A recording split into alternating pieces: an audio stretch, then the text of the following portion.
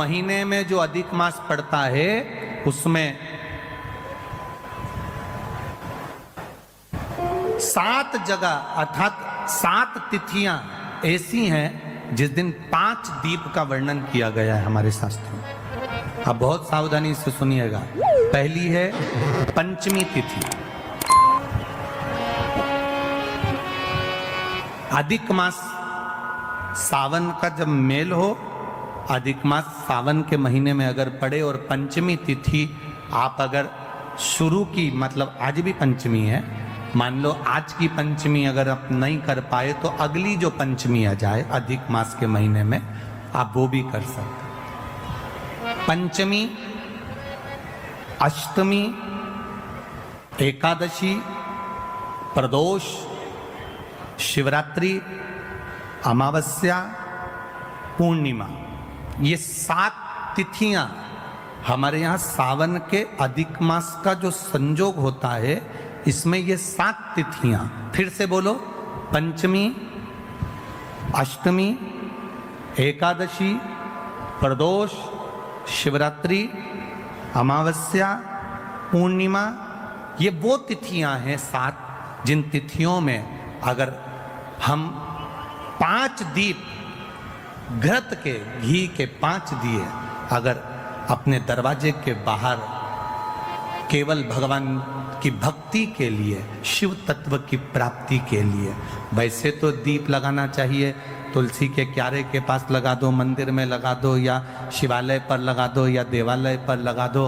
और इस कीचड़ पानी में अगर कहीं ना जा पाओ, अगर पानी वानी बरस रहा है, जगह जगह बहुत पानी है, भले इधर क्षेत्र में इतना ना दिख रहा हो पर अन्य क्षेत्रों में बहुत पानी है, तो कोई ना जा पाए तो भगवान का स्मरण कर कर उन दीप को भगवान के सामने प्रज्वलित कर कर 5 दिए इन तिथियों में, पंचमी, अष्टमी, एकादशी, प्रदोष, शिवरात्रि, अमावस्या और पूर्णिमा, जो सावन के महीने में अधिक मास पड़ता है उसमें ये 7 तिथियों पर जो 5 दीप भगवान के सामने प्रज्वलित कर कर अपने दरवाजे के पास में बाहर की ओर रख देता है, उसके घर में कभी रोग, बीमारी और लक्ष्मी की कोई कमती नहीं होती, उसका जीवन सार्थक हो जाता है। पर सावन के महीने में अधिक मास के संजोग पर ये होता है।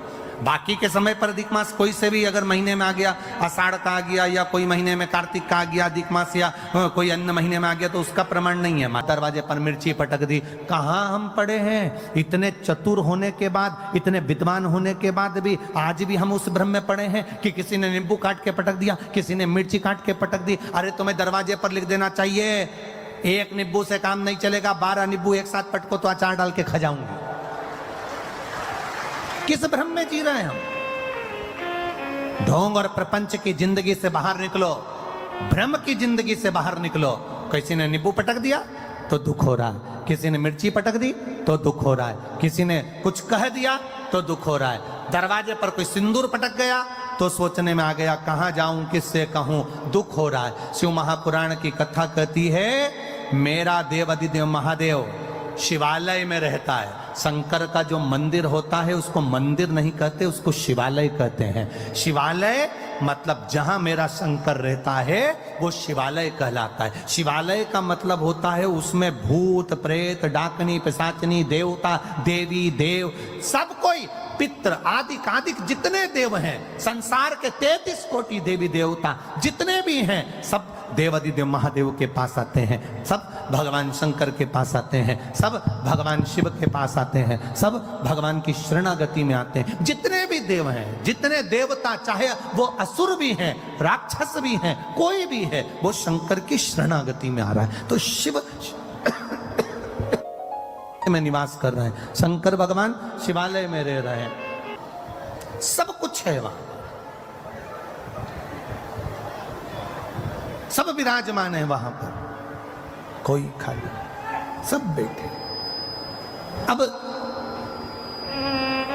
तुम रोज एक लोटा जल चढ़ाने के लिए शंकर जी के मंदिर जा रहे हो, तुम रोज एक लोटा जल चढ़ाने के लिए देवादिदेव महादेव के द्वार पर जा रहे हो, तुम रोज एक लोटा जल चढ़ाने के लिए शंकर के दरवाजे पर जा रहे हो, शिव जी का चढ़ा हुआ जल तुम थोड़ा सा झेल कर घर ला रहे हो, लाते हो कि नहीं लाते? अरे बोलो तो जम के, लाते हो ना, थोड़ा सा जल झेल कर अपने घर लेकर आते हो, उस जल को अपने घर पर छीट देते हो, लोगों को आचमन करने के लिए, पीने के लिए दे देते हो। ईमानदारी से बोलना, सारे भूत, सारे प्रेत, सारी डाकनी, सारे पिशाच, सारे देवता, सारे असुर, सारे ग्रह, सारे नक्षत्र जब शंकर जी के पास हैं और तुमने उसको जल चढ़ाकर अगर लेकर आ गए, फिर दुनिया में किसकी सामर्थ्यता है जो तुम्हारा बुरा कर दे, अगर काल अधिपति तुम्हारे साथ नहीं। अकाल मृत्यु वो मरे जो काम करे चंडाल का, काल उसका क्या बिगाड़े जो भक्त हो महा काल का। जो शिव की आराधना करता है, शंकर की उपासना करता है, शिव तत्व को जो जानता है, शंकर के मंदिर जाना जिसने चालू कर दिया, शिव की आराधना करना जिसने चालू कर दिया, शंकर का गुणगान करना जिसने चालू कर दिया, फिर ये ना सोचना कि किसी ने नींबू पटक दिया, किसी ने मिर्ची पटक दी, कहीं उसको भूत आ गए तो कहीं उसको प्रेत आ गए, ये सब ढोंग और प्रपंच और छल से दूर हो जाओ। जो शंकर का है वो जानता है कि शिव शमशान में निवास करते हैं और वो शमशान कोई साधारण सी जगह नहीं, वहाँ सब मेरे बाबा का दिया हुआ, उसकी दृष्टि में सब सम है, इसलिए उसका नाम शमशान है। वहाँ कोई बड़ा नहीं, कोई छोटा नहीं। मैनपुरी में अगर बहुत करोड़पति व्यक्ति मरता है तो उसको क्या डनलप के गद्दे पे ले जाते हैं? अरे बोलो तो, क्योंकि हमारे सीओर में तो ऐसा नहीं होता।